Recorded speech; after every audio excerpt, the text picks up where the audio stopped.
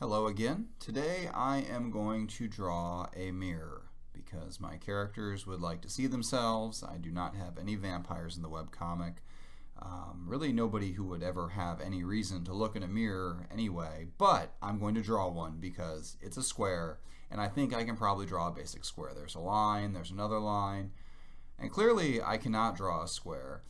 I could just use the shape tool and make a perfect square, but nothing in the comics is actually all the way square. It's all hand drawn by the normal artist Jim.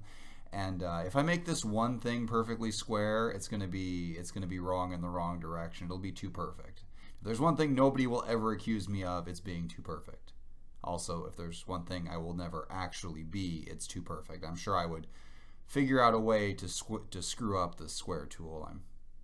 I even screwed up saying square tool, so clearly that would not be my forte. So I'm going to go very slowly and see how square I can draw this just by hand.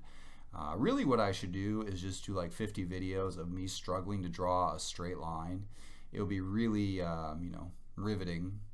And by riveting, I mean whatever the opposite of riveting is, I suppose. Boring, I guess. That wasn't so hard. I don't exactly need a thesaurus for this video series. I don't really have a big vocabulary.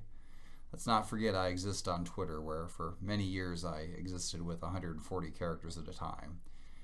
Nobody was following me for my wide range of word choices. All right, so let's do this other side here. Let's zoom in and see if I'm any better close up. Nope. Nope. Nope again. Come on. It's kind of like a caterpillar or something just crawling down across there, but then getting scared and going back, like a caterpillar with agoraphobia. That's what this is. This is a riveting emotional journey of a tiny insect, or it's just me sadly drawing lines. All right, these legs are not going to be even at all. I already know that. I accept that. We're just going to put it in here. We're going to pretend in my hypothetical world that this mirror can somehow support itself. I really don't plan to have it fall over and crush somebody. Not because I don't want to kill off my characters like George R.R. Martin, simply because I don't know how to draw a mirror that fell over. Like, honestly, drawing a mirror that's standing up, which is basically just a rectangle, is really taxing me to the full extent of my non-existent artistic abilities here. So we're drawing the inside of the frame here. Just have to repeat the process you just saw, but on a slightly smaller scale. Have I learned to draw a straight line since the first part? No. Have I lowered my standards? Yes. That line is much less straight than I was going before, but you know what? We're just going to leave it there. Maybe when I zoom out, it will only look a little bit terrible rather than completely terrible. There's only one way to find out, and that is just to keep going. That is kind of my philosophy for life as well. Also Dory's philosophy from Finding Nemo and Finding Dory. Of course, she was a fish with like short-term memory loss, and I am an adult responsible for the lives of 4 small children. You would think my outlook on life would be slightly more sophisticated.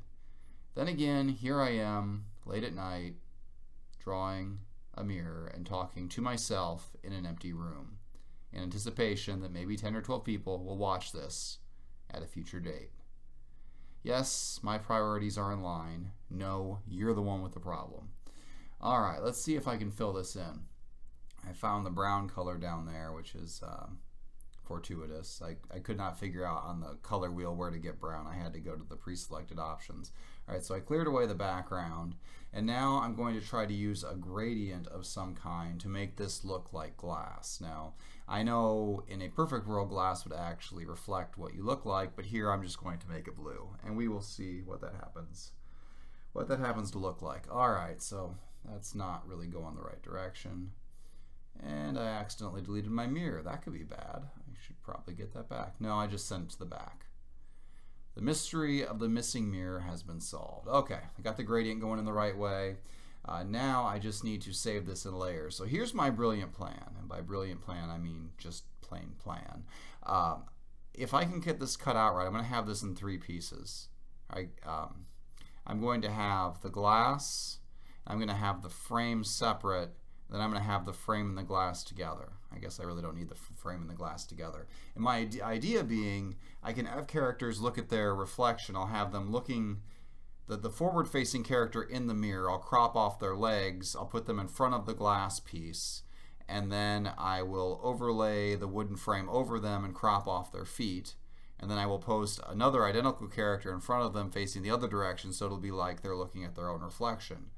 Can I pull that off? Probably not. I barely got through the description of it, and I'm pretty sure trying to describe it, most of you stopped watching, but that's okay. So that's the brilliant plan. I actually am going somewhere with this, so let's see if I can pull it off. So stay tuned in the coming days, and I'm going to take the dramatic action of drawing my characters from the back. I am scared, and you should be too. All right, goodbye.